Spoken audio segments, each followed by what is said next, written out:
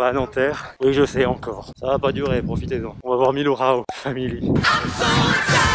Ça fait combien de temps que j'ai pas vu un Milo Rao? Le dernier, c'était genre la reprise à Avignon, Lamb Gods à Gand, et puis au reste à Mossoul, à Gand.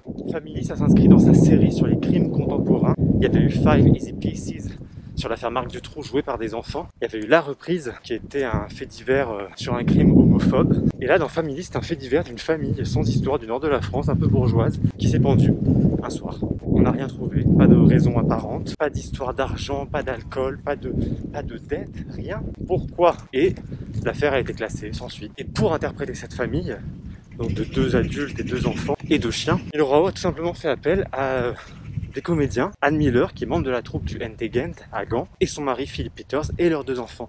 Donc une vraie famille va interpréter une famille qui ressemble vraiment à celle du fait divers, toujours dans cette idée d'amener la tragédie dans le réel, là où elle a le plus sa place aujourd'hui dans le contemporain, pour la faire résonner le plus possible avec le contemporain. Et j'ai hâte, évidemment, j'ai toujours hâte. Alors ça c'est le truc que je vais dévorer. Ce sera juste à droite en rentrant. Ok, merci. Je peux te mettre dans le vlog? Oui. Bonjour. Bonjour. Comment allez-vous, Gladscope? Très bien.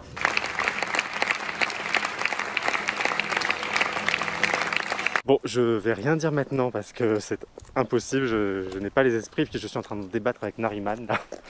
Donc on va s'échauffer les esprits comme ça dans le RER et je fais un petit débrief après. Bon, déjà, on a un récit qui est fait sur 2 temporalités. La temporalité du moment du drame, et les heures qui précèdent ce drame, les heures qui précèdent la pendaison de la famille, soyons clairs, mais qui n'est pas complètement un jeu puisqu'il s'agit de choses et de situations et des prénoms de la vie de la famille qui interprètent ce drame. Donc c'est une mise en scène de leur vie à eux et non pas de la vie des comment ils s'appellent, des 2 mestères, qui sont eux la famille du fait divers réel. Et l'autre temporalité, c'est l'adolescente, la jeune fille, qui vient à l'avant-scène, qui sort de la maison pour nous faire le récit de ce que représente cette pièce de théâtre, de ce que représente ce projet dans leur vie de famille. Donc on a cette mise en abîme théâtrale par ces 2 temporalités, par ces 2 modes de récit, et l'un éclaire vraiment l'autre. 2 fonctionnent vraiment ensemble. Et on vit pas tout à fait une reconstitution, puisqu'on ne sait pas ce qui s'est passé chez les 2 mestères dans ce fait divers, on ne sait pas pourquoi ils se sont pendus, mais cette famille, avec ses relations, tout ce qui constitue cette famille, en connaissant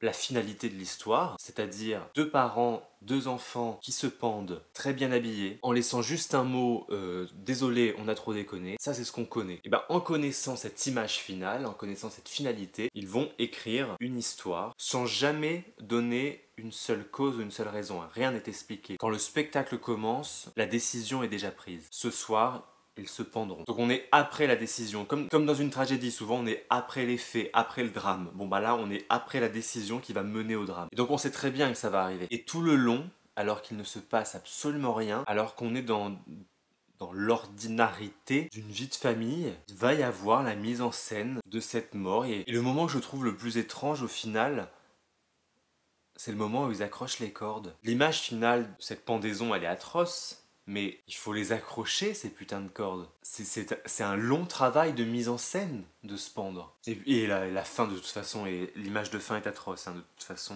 Je pensais pas, en fait, qu'on verrait ça. Je pensais que ça s'arrêterait avant, et je pensais pas que ça serait si long. Les 4 corps pendus, là, c'est long. C'est très long. Et bref, pendant tout ce récit, on se pose des questions. Et c'est vrai que c'est intéressant de ne pas avoir reconstitué la vie de la famille de Mers, mais plutôt... Mais plutôt d'avoir utilisé la vie de cette famille-là, une vie qu'on connaît, qu'on maîtrise, dont on connaît les ressorts, les tenants, les aboutissants. On connaît les relations interfamiliales. Donc d'un coup, il y a quelque chose effectivement de beaucoup plus réel et de beaucoup plus touchant. Et l'empathie est beaucoup plus forte. Par contre, tu ressors de là, t'as une seule question, c'est pourquoi. J'ai même pas googlé en fait l'histoire de cette famille.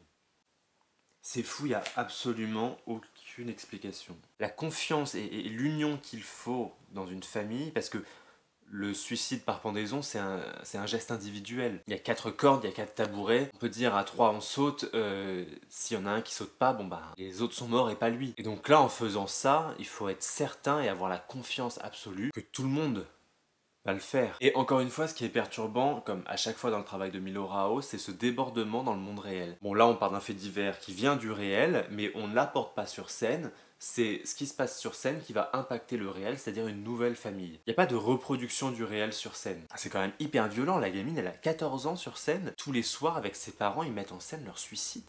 Faut être quand même extrêmement préparé. Ce qui est bien, c'est que en ne cherchant pas à expliquer, en ne cherchant pas à donner de raisons ou en ne donnant même pas d'informations sur ce qui aurait pu éventuellement motiver ce suicide, on se concentre uniquement sur l'adieu, sur ce que veut dire vivre ces dernières heures. Bon, bah, encore une fois, c'était un sacré Milorao. Les applaudissements à la fin, c'était hyper bizarre. Il y a 4 personnes qui viennent de spawn, t'es face à eux pendant 15 secondes, t'as les phares d'une voiture qui passent, parce que la vie continue autour, et puis c'est fini.